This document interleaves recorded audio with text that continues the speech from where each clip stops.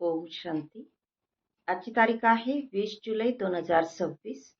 आज बाबा म्हणतात, मधुर मुलांनो, निर्धनपासून राजकुमार बनण्याचा आधार पवित्रता आहे. पवित्र बनल्यानेच पवित्र दुनियेची राजाई मिळेल. प्रश्न आहे, या पाठशालेमध्ये कोणता पाठ मनुष्यापासून तुम्हाला देवता बनवतो? उत्तर, तुम्ही या पाठशालेमध्ये रोज हाच पाठ शिकतात की आम्ही शरीर नाही, आत्मा आहोत. आत्मा अभिमानी बनल्यानेच तुम्ही मनुष्यापासून देवता, नराचा नारायण बनतात. या वेळेला सर्व मनुष्य मात्र पुजारी अर्थात पतित देह अभिमानी आहेत. म्हणून पतित पावन बाबांना पुकारत राहतात. गीत आहे, छोड़ भी दे आकाश सिंहासन, धरती पर आ जा रे. ओम शांती. मुलं जाणतात की हे ओम शांती कोणी म्हणालं? कोणते आणि कोणते बच्चे? तर आत्मे जाणतात की ओम शांती कोणी म्हटलं? परमपिता परमात्मा म्हणाले. मुलं जाणतात की मनुष्याच्या आत्म्याने हे काही म्हटलेलं नाहीये. हे परमपिता परमात्मा शिवाने म्हटलं की जे सर्व आत्म्यांचे पिता उच्च ते उच्च बाप आहेत. आता गीतामध्ये ऐकलं की भारतावर मायेची परछाई पडलेली आहे. मायेची सावली पडलीये. खूप पतित बनलेले आहेत आणि म्हणून पुकारतात की हे पतित पावन पुन्हा या, आम्हाला पावन बनवा. तर आत्माच पुकारतो आपल्या बापाला, ज्यांना भगवान म्हटलं जातं. म्हणतातही की तेच पतित पावन आहे, तर एकाचीच महिमा होते. तेच ज्ञानाचे सागर आहेत, पतित पावन सुद्धा आहेत आणि तेच पिताही आहेत, शिक्षकही आहेत, कारण ते ज्ञानाचे सागर आहेत. वर्ल्ड अथॉरिटी पण आहेत, म्हणजे संपूर्ण विश्वाचे मालक अथॉरिटी सुद्धा आहेत. सर्व वेद शास्त्र ग्रंथांना जाणणारेही आहेत आणि म्हणूनच त्यांना म्हटलं जातं नॉलेजफुल, म्हणजे सर्वज्ञ. ते या समयी येतात कारण सर्व आत्मे पारलौकिक बापाला पुकारतात. सर्वजण दुःखी आहेत आणि म्हणतातही गॉडफादर. त्यांचं गॉडफादर म्हणतात, परंतु त्यांचं काहीतरी नाव पण तर असेल ना. तर त्यांचं नाव गायन केलेलं आहे शिवबाबा. तेच उच्च ते उच्च ज्ञानाचे सागर, सुखाचे सागर, शांतीचे सागर आहेत.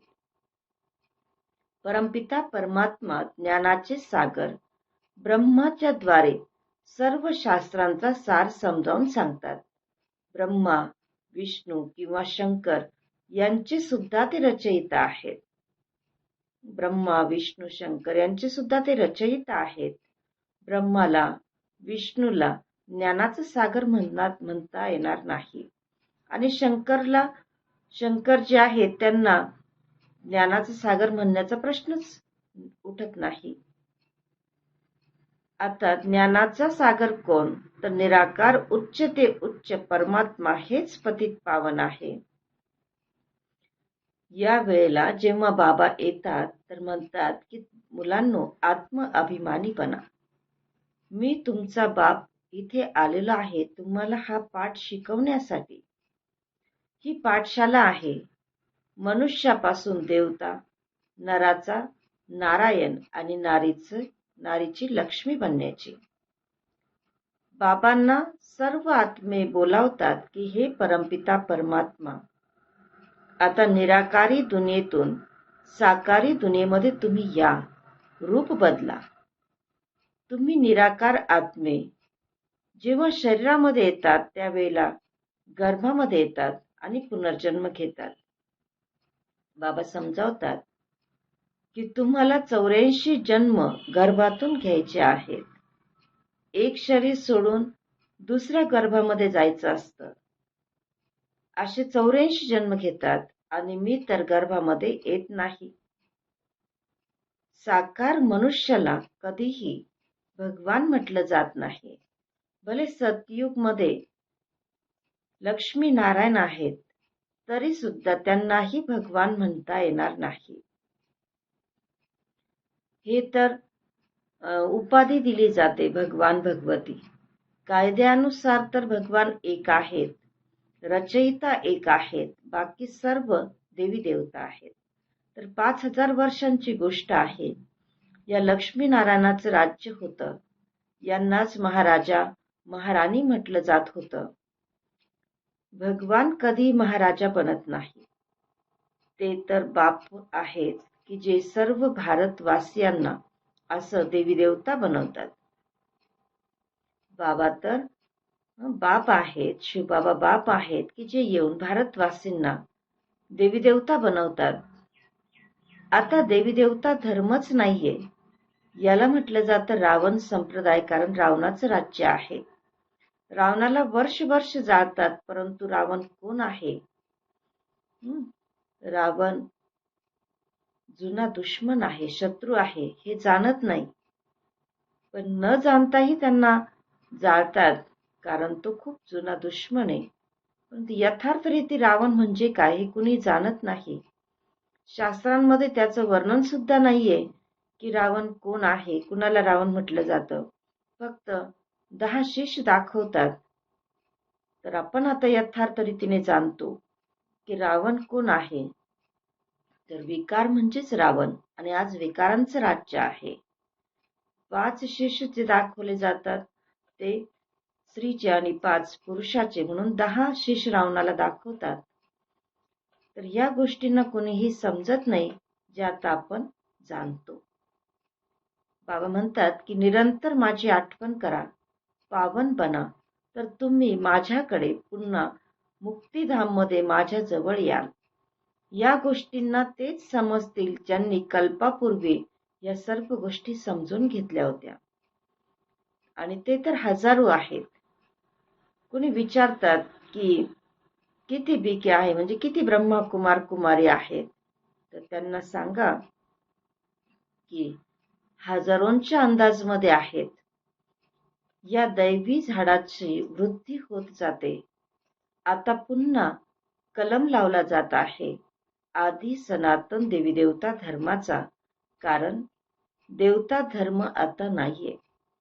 सर्वजण स्वतःला हिंदू म्हणून घेतात आणि वेगवेगळ्या धर्मांमध्ये सुद्धा धर्मांतर करून गेलेले आहेत. तर जे धर्मांतर करून गेलेले आहेत ते पुन्हा इकडे येतील आणि बाबांकडून पुन्हा आपला वारसा घेतील.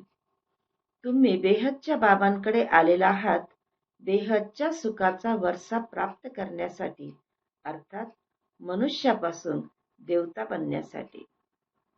अच्छा, मधुर मधुर खूप वर्षांनंतर भेटलेल्या मुलांप्रती मातपिता बापदादांची प्रेमपूर्वक स्मृती, सुप्रभात आणि आत्मिक पित्याची आत्मिक मुलांना नमस्ते. अम्मा आत्मारूपी मुलांची परमात्मा मातपिता बापदादांना प्रेमपूर्वक स्मृती, सुप्रभात आणि नमस्ते. धारणेसाठी मुख्य सारांश आहे. पहिला पॉइंट आहे, पतितापासून पावन बनण्यासाठी ज्ञान आणि योगामध्ये मजबूत व्हायचं आहे. आत्म्यामध्ये जी भर पडलेली आहे, खात पडलेली आहे, तिला बाबांच्या आठवणीच्या मेहनतीने काढून टाकायची आहे. दुसरा पॉइंट आहे, आम्ही ब्रह्मामुख वंशावली ब्राह्मण चोटी आहोत, या खुशीमध्ये राहायचं आहे. ब्राह्मणच वारशेचे अधिकारी आहेत, कारण शिवबाबांची पुत्रे अर्थात नातू आहेत. वरदान आहे, आपल्या शक्तिशाली वृत्तीद्वारे पतित वातावरणाला परिवर्तन करणारे मास्टर पतित पावनी भव. विश्लेषण आहे, कसंही वातावरण असू द्या, परंतु स्वतःच्या शक्तिशाली वृत्तीने वातावरणाला बदलवू शकतात. वातावरण विकारी असेल, परंतु स्वतःची वृत्ती निर्विकारी असावी. जे पतितांना पावन बनवणारे आहेत, तर ते पतित वातावरणाच्या वशीभूत होऊ शकत नाहीत. मास्टर पतित पावनी बनून स्वतःच्या पॉवरफुल वृत्तीने अपवित्र किंवा कमजोरीच्या वातावरणाला संपवायचं आहे, त्याचं वर्णन